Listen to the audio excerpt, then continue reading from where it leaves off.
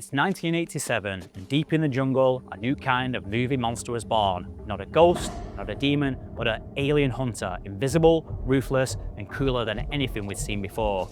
If it bleeds, we can kill it became a line that defined a decade, and get to the chopper, well, that became a line that took on an iconic status all of its own. Go!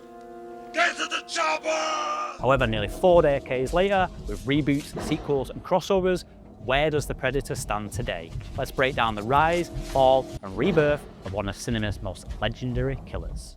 The original Predator film wasn't just another action or sci-fi flick, it was Rambo meets Alien, an 80s muscle movie that slowly mutated into a sci-fi horror. It was about a group of elite soldiers dropped into the jungle, only for them to become the hunted. It was stripped back, it was primal, and driven by mystery. The audience learns throughout about the Predator, the same way as the characters do, one brutal kill at a time. But the real genius, well, is what's behind the camera.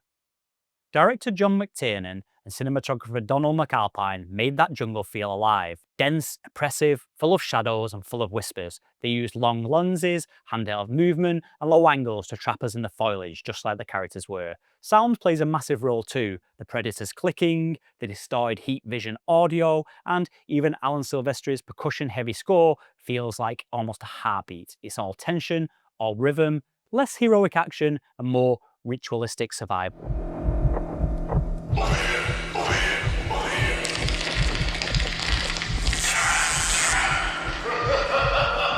Front and center of this movie though is Arnold Schwarzenegger in peak 80s form. But this wasn't Commando Arnie. He starts loud, cocky and full of swagger, yes, but by the end he's desperate, wounded and silent. He's reduced to primal instinct. And then there's the supporting cast, legends, Carl Weathers, Jesse Ventura, Bill Duke, every one of them is larger than life. And that is until they meet the Predator and something larger. But here's the kicker that most people don't know. The original Predator design was awful. Jean-Claude Van Damme was cast as the creature, but the suit looked like a giant lobster on stilts. It couldn't move, it didn't look intimidating, and well, it got scrapped pretty early. Stan Winston was then brought in late. He redesigned the Predator on a plane with James Cameron, and we added mandibles, dreadlocks, iconic armor. All of this was his, and the rest is movie history. Then we got Predator 2. Predator 2 tried something bold. It took the hunt to LA and to the future, or near future. It was urban jungle, cops v cartels, and Danny Glover. Gritty, violent, and now cult favourite. But back then, audiences, well, they didn't quite buy it. Then came the crossovers. Alien vs Predator had one job, deliver a monster showdown. But for most people, instead, it played out like a Sci-Fi Channel B-movie with a budget. I personally enjoyed the first Alien v Predator movie, but that was mainly because of the solid performance from the lead actress. But the sequel, Requiem, well, that was a mess and kind of turned the lights off, literally. The film was so dark you couldn't see much. And what started as high-concept horror, well, it devolved into franchise filler. Then came the reboots. In 2010, Predators tried to reboot with a smart concept. Humans dropped out on an alien hunting ground. It had potential, a cast of killers, mercenaries, yakuza, death row inmates, all being stalked by the predators, but the execution felt uneven and it lacked the elegance of the original. Then came the Predator in 2018. Shane Black came on board, but he kind of brought jokes and nothing else much onto the scene. What could have been a brutal comeback became a tonal mess with Predator upgraded suits and many unnecessary laugh lines. Can I interest you in getting the fuck out of here? Getting the fuck out of here is my middle name.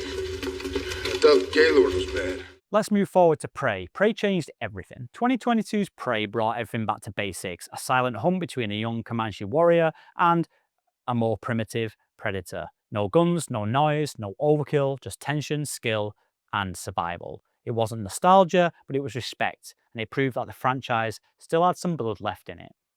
So why does the Predator still work even when several films have failed? Well, firstly the design. Iconic silhouette, biomask, mandibles. Then there's the Predator tech, shoulder cannon, invisibility, thermal vision. And then of course there's the Predator code. It hunts the worthy and not the weak.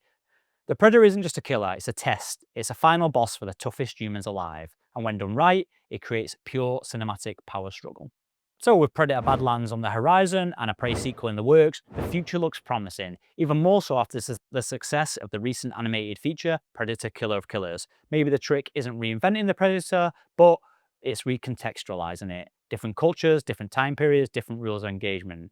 We don't need more spectacle, we need more survival stories and more originality. From 1987 to modern day, the Predator and its movie series endures because the best hunts never get old. No matter where you run, he will see you. So let us know, what's your favourite Predator kill or film in the series? Let me know, and don't forget to like and subscribe. Thanks for watching.